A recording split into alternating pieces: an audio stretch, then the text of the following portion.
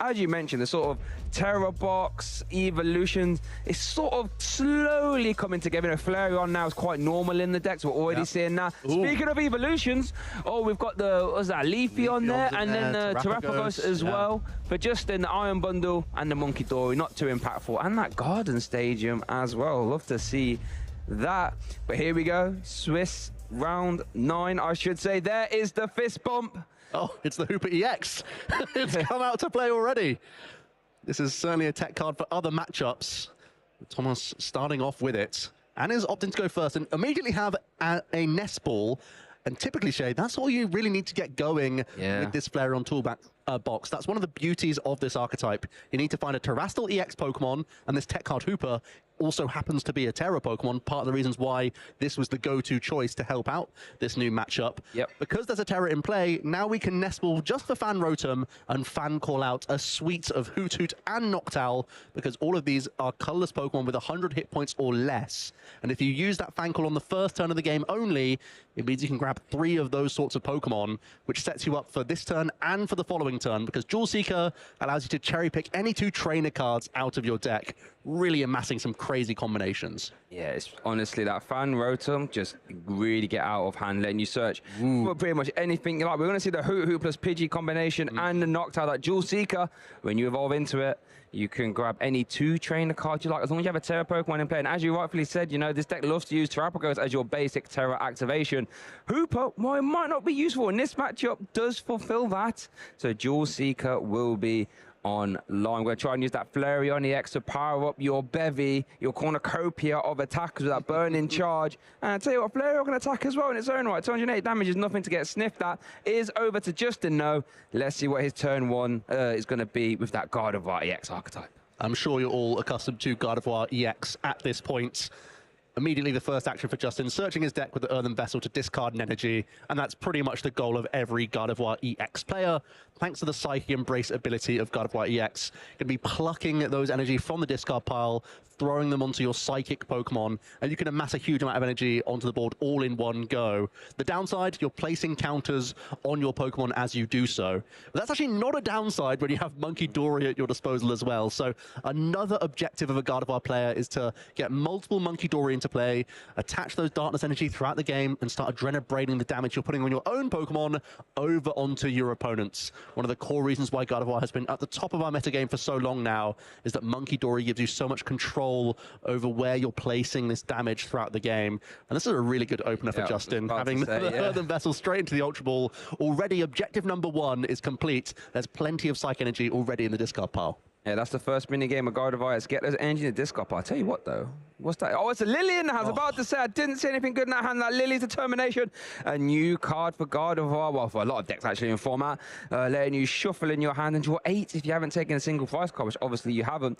Worth noting as well, the Gardevoird does have that new Curlier as well, which we did see is in the deck, letting you, for 1 energy grabbers, at any 3 Pokemon you like and pop in your hands. Not too bad. So already a great turn for Justin, who's seeing a fresh 8. Ideally, more single prize basic Pokemon come into play here. Even retreating into a Monkey Dory could be handy to try and play around an early Fan Rotom attack. You want to try and protect this Pheasantipity if we can as well for additional draw. And I think there is Artisan and Ultra Ball in this hand. Yes. So it's looking like a really good start here. Another Earthen Vessel as well if we want to get more energy in the discard pile. What a turn. Can't ask for more than that as a Gardevoird player, I can tell you that for free. Oh my, this is looking good. Has the Gardevoird EX in hand as well. I think Mew EX, Clefairy. Yeah, so Justin, it didn't look like I was able to find the TM Evolution. That would be the cream on top, right? The 1 copy of the TM Evolution. We're not leaning fully into that, and I think a lot of builds these days are moving more towards a hybrid with a good amount of rare candy. Still has the secret box in there and still has that TM Evolution. But it means that Justin can at least get the Artisan going here. And we'll have to try and find a rare candy combo next turn. But for all intents and purposes, getting this early discard of so many energy really gives him so much relief throughout the remainder of the game. And it looks like he might even be able to retreat into a Monkey Dory here as well. That's the ideal scenario. Force Thomas into a strange attacker here that has to deal with a higher hit point Monkey Dory than just one of these easy to take out rolls. Well, you mentioned that you were forced into an awkward attack here, but what sort of attackers do you think Thomas will want to be using against the Gardevoird EX archetype? Typically early on, despite this being a Flareon deck, there is that Wellspring Mask Ogerpon EX in the deck, and that's normally the Torrential Pump option is the sort of go-to aggressive line. Oh, sorry, Joe. Opted to leave Presentipity in the active? Yeah. This is also a fighting weak Pokemon. Yeah. Let's have a quick peek at Energy Crush, doing 50 for the amount of energy attached to all of your opponent's Pokemon. So I don't think the Presentipity is in the line of fire of Hooper. So Thomas will have a few objectives this turn. Doesn't play Crispin, do they? Could go for Crispin Crystal. Could you get to the Crystal. There's only the Bandit ring, or there's only the one Darkness Energy. Okay. But, I mean, you could Rare Candy Pidgeot and quick search for the Luminous Energy in the deck as well. Okay. It's possible. With this one Jewel Seeker plus quick search, there are some possibilities here. Beyond that, there's not an easy 2-prize turn coming out, especially with that Terrapagos EX in the prize cards. Here comes the supporter for the turn, so no energy acceleration coming out. Yeah, true. Just going to be the Cyrano instead. Means we can instantly go quick searching with Pidgeot. We also give ourselves free retreat now with this Hooper EX. Going to quickly take advantage of our opponent's Artisan. A really smart play here from Tomas. It's free. He's just picked up his Stadium Bounce and will be expanding his bench with the Area 0 Underdepths as soon as, well, as long as you have a Terrestrial EX Pokemon in play, you can go all the way up to 8 basic Pokemon, or 8 of any Pokemon on your bench. So that's really handy. Also spying, maybe this indicates there's a buddy-buddy Poffin for the quick search. Oh, it's already in the hand. So this Area 0 will allow us to go really wide here. Yeah, Area 0, the Stadium card. As long as you have a terrestrial Pokemon in play, have up to 8 Pokemon on your bench. Lets you get a little bit, you know, weird with all the support Pokemon. Noctowl, Hoo-Hoo, Pidgeot. There is Area 0. Loving that play reward promo there as well. Get that from your local leagues if you don't go already. Time to get down there. I think the idea this turn is for Thomas to simply sob the active, trap this Presentipity into the active and say, even if this Gardevoird is evolved up, and you can start flinging around a bunch of Psych Energy, you still can't launch a meaningful attack. I really like this choice. If you can't get an aggressive turn in, at least slow my opponent down with this a nice sob play here, and still open yourself up for future Torrential Pump attacks. Yeah, it's interesting, the sort of sob effect. We see it now on your Vettel. So really, and the Sudowoodo as well. We see this effect all over.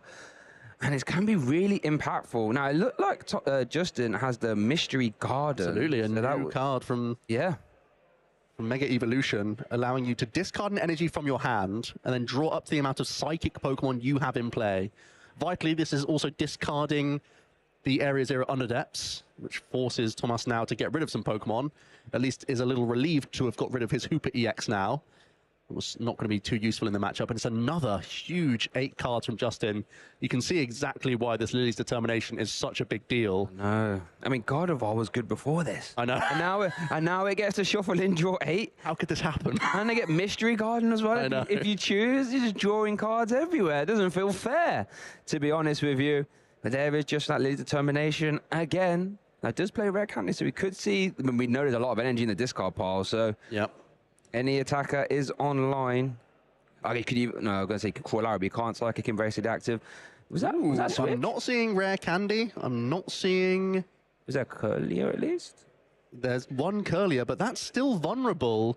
Thomas to the Torrential Pump. Yeah. Especially with one energy already attached. Yeah. You can use the Gusting Supporter, spend a manual attachment plus your Sparkling Crystal, and you could still be Torrential Pumping through 2 Pokemon here. And what does Torrential Pump do? I don't think we spoke much about that one, as we didn't see the Adrenaline Brain being used here. It's 100 damage to the active and then 120 to one of your opponent's benched Pokemon. So even evolving up into Curlier would not be enough to protect these evolving Rolts. Can't even draw with Mystery Gun by the looks of things. And just the pass, can't do anything. Retreat locked because of Sob. Now it is over to Thomas. Oh no, and that's not what you want to see. Jewel Seeker basically saying, Thomas, whatever I want to do, I'm going to do it. And immediately Boss's Orders is coming to the top, which highlights that we're certainly looking for a Torrential Pump angle here. The Crystal is the second piece of that puzzle. That Sparkling Crystal and Ace pack, I don't think we've seen on stream so far, I believe. Tool card, when it's attached to a Tera Pokemon, we do see boss's orders being played on the rolls. There's a turn attached. Sparkling Crystal reduces the attack cost by any energy while it's attached to a Tera Pokemon. So there's a torrential pump being used for 2 energy. Shuffle them back in. Thomas Ducro takes 2 prize cards here in our Swiss Round 9 feature match here. The Lille International Championships, I wish. The Regional Championships is over to Justin now. Wow. We were praising Justin's opening with just how much he was getting, but that 8 cards really sort of betrayed him. Yeah. Really gave him too much to work with. And now Thomas has suddenly found himself 2 prize cards up and expecting essentially nothing coming back his way this turn. Yeah. Justin has to rebuild this turn. Fortunately, he does have access to a Super Rod. I'm not sure how many other cards he can draw. Possibly the Pheasantipity EX has flipped the script. Might be the only way that he can start accessing some of the basics that have just been KO'd, because this Gardevoird deck doesn't really play Buddy Buddy Poffin. It relies on finding these rolls sort of one at a time with Artisan or your Nest Ball or naturally drawing into the rolls. So there's no guarantee that we're going to access multiple rolls again this turn. And Justin can't protect his bench here. So he really needs to find multiple rolls again. Yeah. Looks like there is a Lily in the hand at the very least. So we could see a fresh 8, then draw additional cards with Pheasantipity EX afterwards. So should give himself good odds to access multiple basics, but there's still a big threat here from Thomas on his side of the field, as he's just going to keep charging through prize cards pretty happily. That's the scary thing about Wellspring Ogerpon. It shuffles energy back, so if you can reload them, you can keep swinging. There is no shame or anything like this. Is over to Justin of that lazy determination. He's going to get 8 again. What are the odds that these 8 aren't going to be very good? Surely not, right? Let's have a gander. There's 1 rot and a night stretcher. Okay, well, I think we did just rod back in 2 rolls, so we're still hoping from Pheasantipity to see an extra 1. Yeah, can you 3? Yeah. Well, fortunately, there's no energy currently on the Wellspring, so you could have a little bit more time, because even with a crisp, like, you're only really worried if there's only 1 Rots coming into play. If you put 2 down, you feel a lot safer in this position, because the main means of energy acceleration from Thomas is a Crispin. Yeah, you can't play 2 supporters in the same turn. Ooh, sent up for a potential mind bend, perhaps. Yeah. Don't mind it. No, it feels like probably the best thing we can do here. Here comes the flip the script. Doesn't get us into any additional rolts. So it might be mind bend as our best opportunity here to try and disrupt Thomas from getting an easy knockout on your rolts. Now the Wellspring wouldn't be an attacking option. We'd have to try and sculpt another attacker. But it shouldn't be too tough, really, based on this board. Might be possible for this Rolts to still go down next turn. Really, really is, you know. I mean, I guess Mind Bend, 60 damage, and the confusion makes life a little bit harder, perhaps. Is over to Thomas, though. What's that? Not sure. Noctowl. There's Noctowl and there's Pidgeot. So we are seeing all sorts of options here. That's 3 cards from the deck. That's like a secret box without playing secret box. There has to be a way that we can access this lone Rolts here and deal with it. One of the core cards that would have been helpful would have been, well, perhaps the Jet Energy could be useful. True. I'm trying to think of maybe getting even your Fan Rotom in the mix with the Rolts. You'd have to sort of recover it and whatnot. But maybe even just evolving into a Flareon at this point could be useful. Trying to use a Burning Charge. Honestly, because there's no energy on the board, this 1 Rolts might still be safe. Yeah, I'm trying. The only real attacker would be maybe Glass Trumpet shenanigans if we can discard some energy. Okay. Or if we could, Energy Switch shenanigans could get into the mix. I feel like we have to move out of this Wellspring Mask Ogerpon. And the only thing we'd have to think about at that stage is perhaps we could bounce the Stadium to get another Area Zero, give ourselves access to Rotom again, and then pick up the Rolts. When you're seeing 3 cards, you have a lot of opportunities here. Almost like whatever you want, you can realistically do. Like the Flareon was being taken. Quick search, yeah. Okay. Crispin potentially being eyed up as well in the hand already. There is the evolution to Flareon, Burning Charge. 2 energy, 130 damage. Attach 2 energy to your Pokemon. Yeah. Because we've evolved out of Flareon, it means we can't do Glass Trumpet plays. But can we, with Noctowl, now that we've bounced the Stadium, no, Crispin's the supporter, so not boss's orders here for Rolts. Okay. Might mean we're just powering up Flareon, saying that 3 prizes up is still a really good position, taking out the only Monkey Dory in play. Still one of the core weapons that Gardevoird likes to use. It is worth noting, Flareon EX can plow through the Gardevoird EX with the use of that Black Belt's training. Carnelian, if you can set that up. So maybe that's what we could be thinking. Oh, to active. Are we flipping a coin here, Shay? What, no, are we Switch using was in hand, Noctowl for right? Switch? No, yeah, I'm going to say, I was going to say. There's no way. All right, so that means we will still launch an attack with the Wellspring Mask Ogerpon here. It's not enough to knock out the active Monkey Dory, but crucially, you're still dealing with this Ralts. Which is good, because when you're playing a Gardevoird EX deck, if you start your opponent from getting Gardevoird, should be in good stead. So that's why we're going to see Nest Ball plus Switch being taken. That very old Switch there, love that. We did see the Stadium replacement as well, so that means that Nest Ball is live. Yeah, and I think Pheasantipity was the card Thomas is thinking about, simply to safeguard a little bit. When you're going to just 3 prize cards remaining, you want to safeguard your hand as best as possible. And even this Night Stretcher for an additional Hoot Hoot serves that purpose well. Here comes the switch. Free retreat from the Pidgeot back into the Wellspring Mask Ogerpon EX. No longer confused. And there we go. Big torrential pump. 100 damage into the active. Not quite a KO, but it's fine because we are going to KO that benched Ralts. 3rd prize card being taken there for Thomas. And it is over to Justin. Does have to shuffle in those energy, of course. Can't just leave them there. That would be rather good. So they're going to get shuffled away. It's over to Justin now. Joe, I mean, I guess we've got some damage to play around with Monkey Dory at the very least, but yeah, what's the game plan here? It's probably another Mind Bend. I'm going to be real with you. Okay. it's probably flinging some more damage counters around with multiple Monkey Dory, but Iono in the mix now has to be pretty critical. The only good news is that Thomas is whittling down cards remaining in the hand. You still have no energy on the board. Yep. So you're still going to make it difficult for the opponent, and there is the Iono, crucially here, for Justin. Keeping him in this mix was also able to Night Stretcher back the first Ralts. Again, an extra copy of Ralts would be really handy on the other side of this hand. Doesn't look like, well, possibly Counter Catcher could be useful on the Flareon EX now as well. Yeah. Because that has a chunky retreat cost and isn't a basic. Well, we do see Secret Box off the Iono there for Justin. See another Ralts as well. Seems pretty important. That's immediately coming into play. Doesn't look like easy fodder for the Secret Box. Oh, yeah, that third option for the discard does seem a bit costly. So how about we get an extra 3 cards first? We flip the script. Now a rare Candy Gardevoird combination, but turn too late for that one. Handy for next turn. Yep.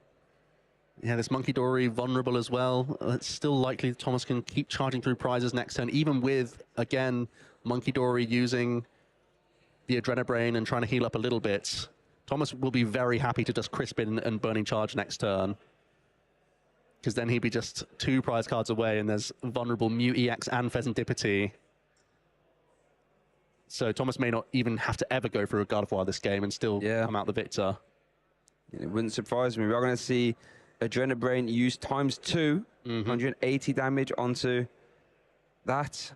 And then the Mind Bend afterwards as well. So we are confused again. Remember, Thomas did get Ionode. Was it Glass Trumpet? Buddy put off an Ultra Ball. It's Ultra Ball, which means, again, there's Jewel Seeker and Pidgeot if we want it. I feel like simply going into Flareon EX is really good here. You don't have to overplay your hand. There's potential to look to use like Turo or something along those lines, but straight away the Crispin being spied from the Quick Search, I've got a pretty good feeling about that. I really like just getting the Flareon in touching distance for KO. Or perhaps Jet Energy is the choice, though. Would that mean another Torrential Pump? We'd go down to just 1 prize card if we use Jet Energy and Crispin.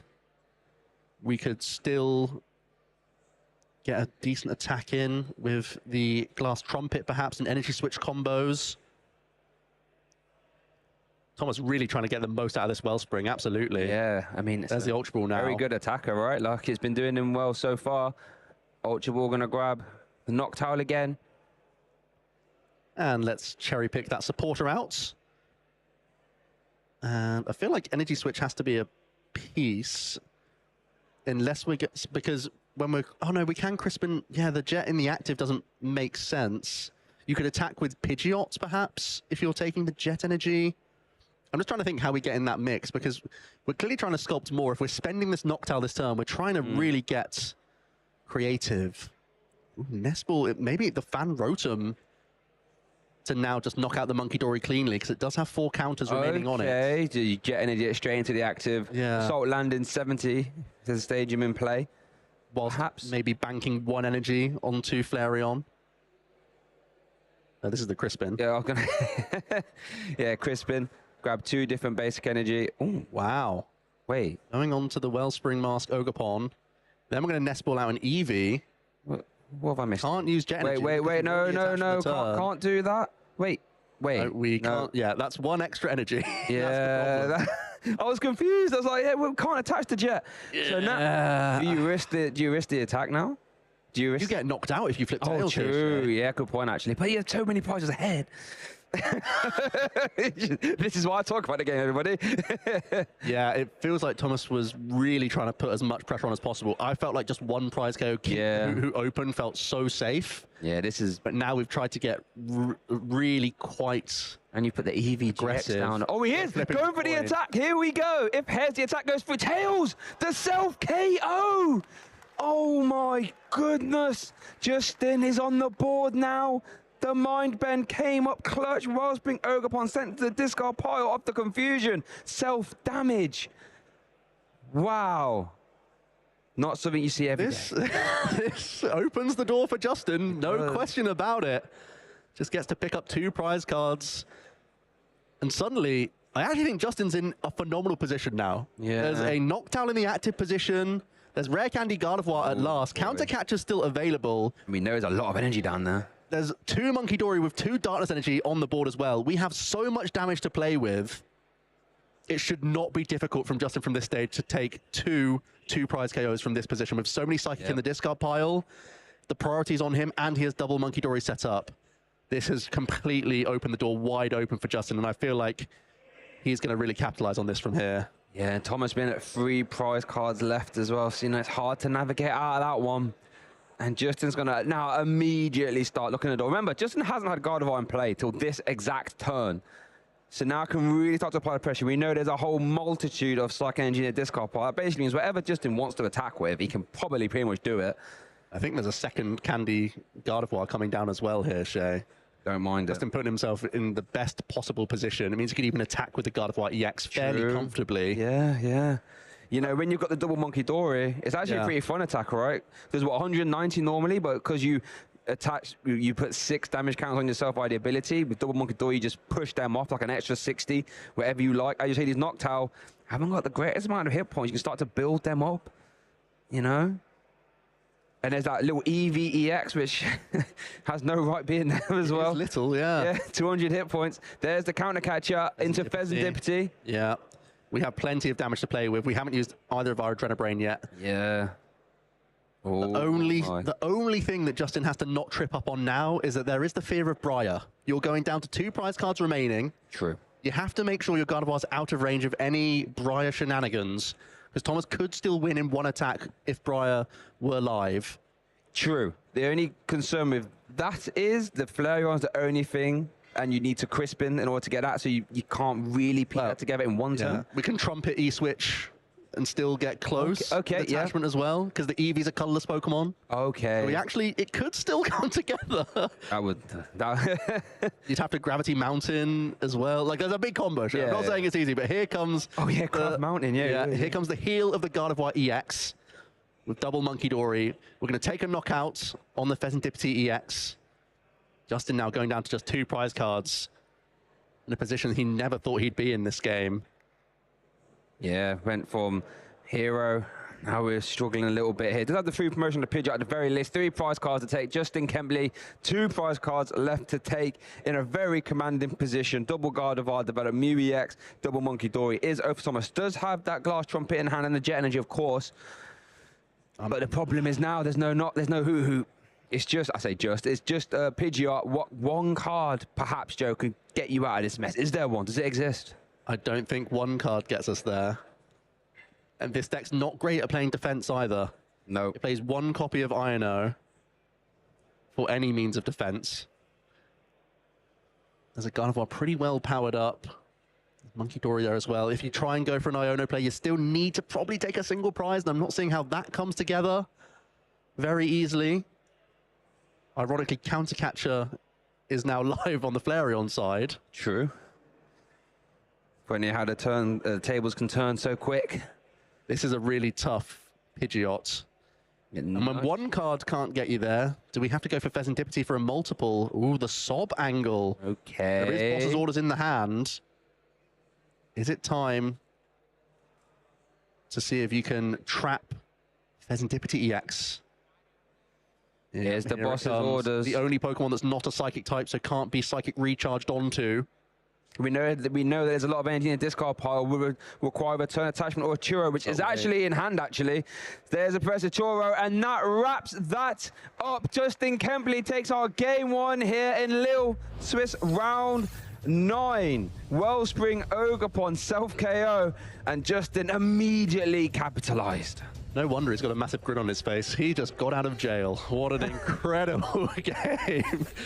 Let's see how it played out. In this opening, Justin was trying to weave in that Monkey Dory to give himself a little bit of headroom, really make it awkward for Thomas to sculpt things together. And after a couple of these Mind Bend, Thomas thought he could get himself right on the precipice of winning, just getting one prize card away. But having spent a Noctowl and the Quick Search, still had to choose to flip the coin. And as soon as that's tails, Justin now, his board is fully set up with rare candy in hand. That's Pokemon for you. Things can go awry very, very quickly. Justin was clutching onto a bunch of his cards. The rare candy combination already sat in the hand. The counter catcher already available.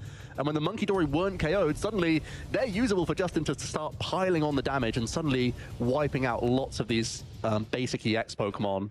Really nicely played from Justin from a tough position. Really was, and there we did see the sort of sob to try and get out of it, but Professor Churro scenario, and that's all she wrote for game 1. And it's just so interesting how all it takes is one turn. Yeah. And, you know, Justin was on the back foot. Justin was, you know, mind-bending. And all of a sudden, immediately catapults back into the game. Gardevoird, EX, Curly, Iron Bundle in the prizes. Let's have a look for Thomas. 1 crisp and a Noctowl. Yep, energy switch. And the EV. The boosted evolution EV. Boosted yeah, there is still the EV EX in the deck, so he can still evolve and actually starts off with the EV EX. And I think the draw for the turn was the Van Rotem. It's a pretty nice draw for the turn. There wasn't much else going on. Looking at that hand, that didn't look very good. So Van Rotem coming out to play. Then you search your deck. No, the number 1 searching your deck, so you can have a little prize card check is quite nice. When you can grab any 3 colorless Pokemon with 90 hit points or less. What I really like about the Fan Rotom is how I can grab your basics and it can grab your stage 1 Pidgeotto or Noctowl. But here we're going for 3 basics. Yep, looking really solid for next turn now with the Noctowl already in hand. So the Noctowl can find the Pidgeot can find another piece, almost give you a refund on your first Jewel Seeker, and then you sit with Quick Search on board, one of the best abilities in the game. Searching for any card is just insane flexibility that can sort out any situation, really. So a pretty good opener. I wouldn't mind stashing energy onto the active EV EX here. I know early on you often look towards the Wellspring Mask Ogerpon, but I think just based on your board, it wouldn't be too wrong to, I like seeing the grass energy onto EV EX here. Pretty much everything you need turn 1. All right, it's over to Justin now, going second. I see Ino, I see a lot of Earthen Vessel again. I see a Nest Ball. Doing well again as energy and discard pile. And I promise you, folks, that's the first minigame of Gardevoird EX. Honestly, you have to get energy and discard pile. It's all very well and good having Gardevoird EX out. The ability only works on energy and discard pile, so you have to get over that hurdle. And Justin's just making that look easy in game 1 and 2 here. Yeah, so often you can see little droughts of energy in Gardevoird, because it's not enough to see just the 1 or 2. You need to constantly select these Psych Energy, and Earthen Vessel is the key card that can make that come together. So already having no issue finding those is a big relief for Justin. Thins the deck for the remainder of the game, and Psych Energy in the discard's exactly where you want them. Also has Nest Ball and Lily, the Ino. So does have a good amount of draw, this hand. But again, when there's the fear of the Wellspring Mask Ogerpon, this 2 rolls isn't enough. We still need to find more additional basics after this fresh hand. So we're going to Earthen Vessel again, get those energy into the hand. Ino put them to the bottom, so he's not guaranteed to draw into them. Like that. It's a strange situation throwing Psych Energy to the bottom. You want to increase your odds of finding basic energy.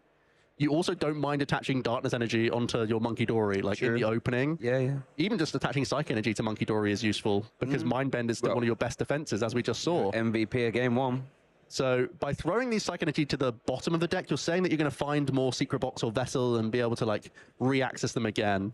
We see a turn attachment to the active as well. There's the Ino. Collect. Draw cards. It is a new Rolts coming out from Mega Evolution. It does allow you to draw an additional card. Or a Headbutt if you're feeling aggressive. Little cheeky 10. I doubt we'll be seeing that. I prefer the card. Yeah. every damage matters when you play the Monkey Dory deck. What will be... Pheasant Dippity, Monkey Dory. Rare Pretty candies. good, all things considered. It's not if Wellspring Ogapon comes out, though. Well, you need to put the Monkey Dory down at least. You're going to retreat into the Monkey Dory, I have to imagine. Because that has over 100 hit points, so the Torrential Pump would have to also push the Monkey Dory out of the active position. I feel like the Collect is tempting because you're supporterless right now. Oh, going to go for the Collect. Wow. This makes life much easier for Thomas here. Thomas is immediately off to the races, Joe. If we can access our Wellspring Mask Ogapon, we can once again take out double Rolts. Justin had the option to retreat Monkey Dory there to force even more from Thomas, but now it should be a very routine Crispin. The crystal's already in hand. Oh my. This should be a very easy means of getting the Torrential Pump off. Does he have a Warm Retreat? It does have a Warm Retreat as well. That Turn 1 attachment's so handy here. There's already the crystal in the hand. There's already the Crispin in the hand. Doesn't even need to use Noctowl. Doesn't need to use Quick Search. Spark. Oh wow, look at this turn. Yeah, we are retreating. Wellspring Ogapon in the active Torrential Pump. KO. Thomas Ducro cleaning up those Rolts, escorting them to the discard pile. So it's Justin again. He has been in a situation before. Roltsless in game 1, was able to navigate out of it. This time, you know, no energy in play. This board state looks a lot more dire than last time. Let's see what Justin can piece together. Well, we've already seen the Lily's Determination pickup, which is at least something. There's the energy onto the Lily's Clefairy EX as well, especially with a full bench right now. Yep. That can be a pretty useful attacker without the need of Gardevoird, which is the main reason we're going towards this Pokemon, as the Rolts are being recycled with the Super Rod. And again, we're giving ourselves a pretty nice 8-card dig to try and find the Rolts that we've just shuffled back into the deck now. So he's on Project Rebuild, as we saw in that game 1. Yeah, no, I mean, it looks like Justin's back against the ropes. Kind of is a little bit, but he has been here before. You know, differences. Well, last time we saw the Monkey Dory's got some energy early on. We saw the Mind Bends come out. This time, Lily's Clefairy, you know, has got that energy. But as you do say, that Full Moon Wonder can actually be really good at KOing basic EXs, right? Especially if Area 0 gets in the mix. Here comes the fresh 8 from Lily, as we haven't taken any prizes on Justin's side just yet. Secret box. Secret box is exactly what you want to see, especially with the Flip the Script helping out for some additional cards. That's some more Psych Energy followed. That's the Rolts naturally found as well with the Artisan, so you might even be able to hold the Secret box now. Yeah. And get double Rolts either way. Here comes the Artisan to search for a non-rule box basic. You got to think it's another Rolts here. It's got to be. No questions there. Second Rolts already in the hand. We've already spent our attachments. You're not really expecting much hand disruption from your opponent, so you can hold on to a large chunk of these cards and expect them to stick around. So Secret Box is being eyed up here, though. Active box. Okay. The only upside is that now you have no question that your opponent possibly could have gone for an Iono or something along those lines, or a Judge. Yeah. Getting really aggressive. And you've at least stashed those energy into the discard pile already. And that is one of the core benefits of the Secret Box, not just the different cards you can access from the deck, but also that discard is, in this case, really handy. Yeah, and I guess, you know, that these EV box, Tera box decks love to be playing, you know, Crispin and all that. So Iron, as you did say in last game, only plays 1 copy of it. Probably not going to see it, so you can afford to get a little bit, you know, early usage of the Secret Box. Going to be grabbing Bravery Charm for the tool, Mystery Garden as the stadium, Rare Candy, and Lily's Determination as the supporter. I'm hoping there's already an Iono in the hand, if that's the case, because you've got to still expect more pressure from Thomas later. I don't think there was, you know. Game.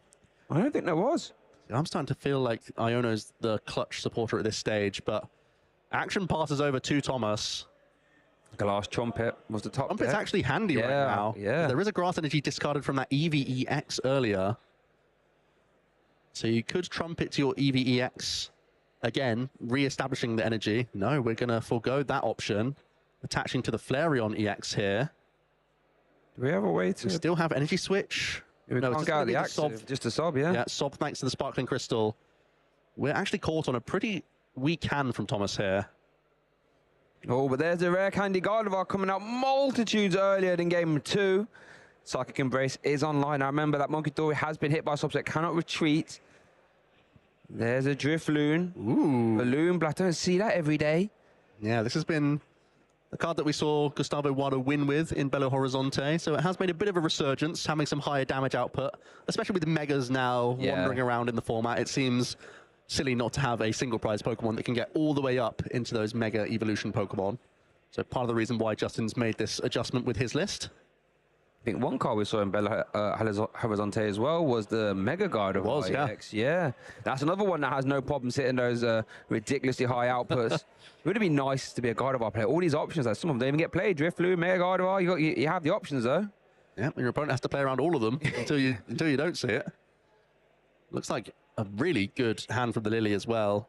Going into Curlier, having Earthen Vessel in the hand for more filtering of these energy cards. Going to be, is that Darkness energy being pulled out now? Pretty much all the energy has now been stripped from the deck.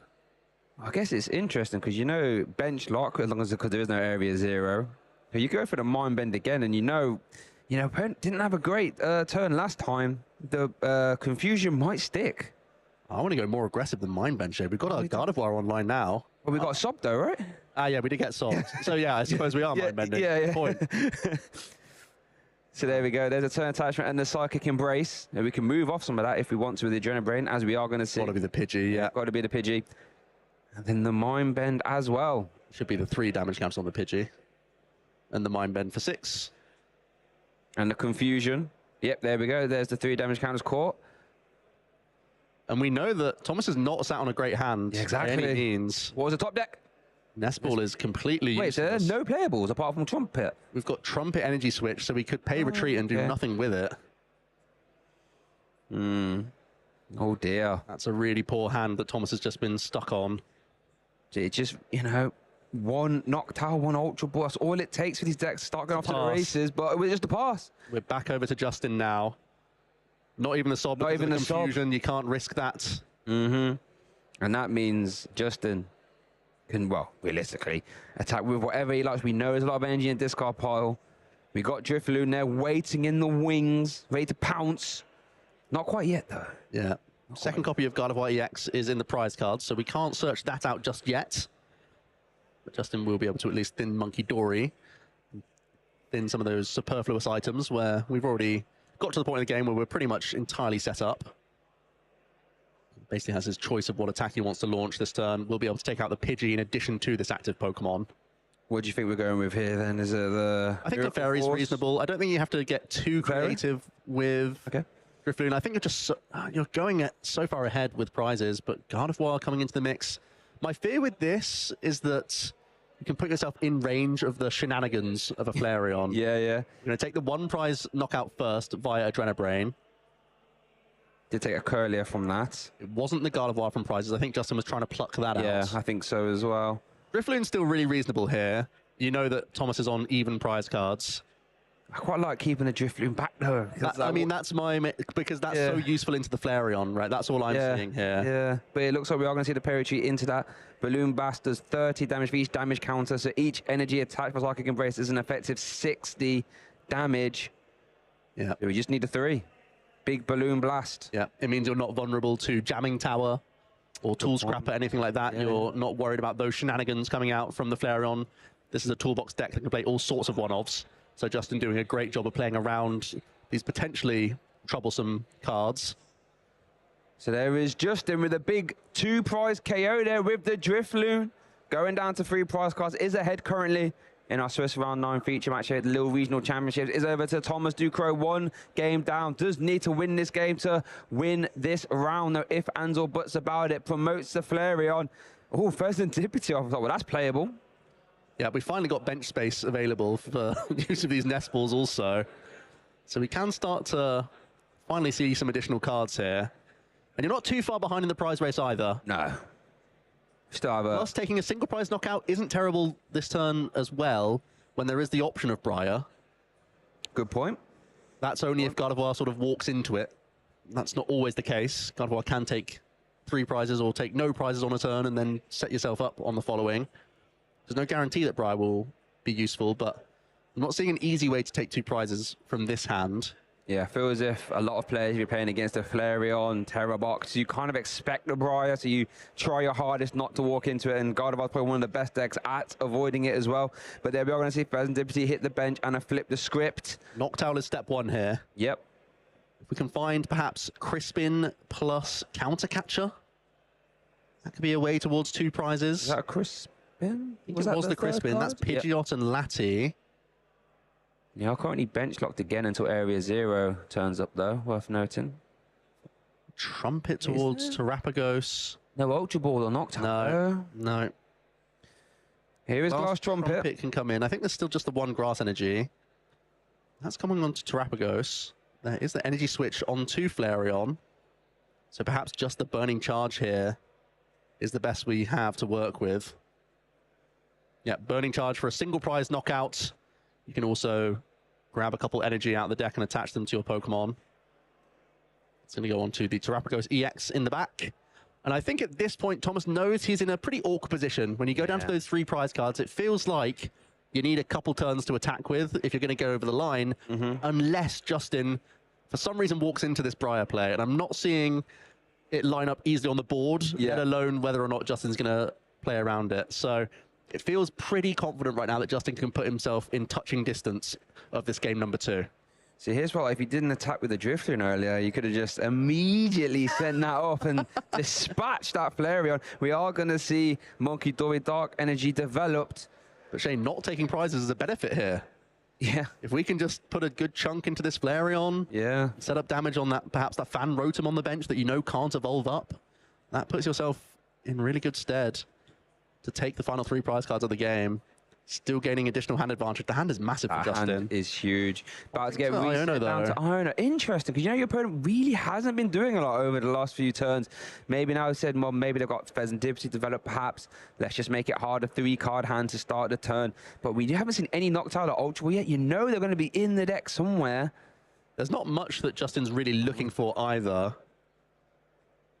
So I think more or less his actions are to use Psychic Embrace, power up this Gardevoird, and then just Monkey Dory around some. Yeah. It's going to be the retreat. I do like this because you still prize that Gardevoird EX, so no need to put that in the line of fire. Makes sense.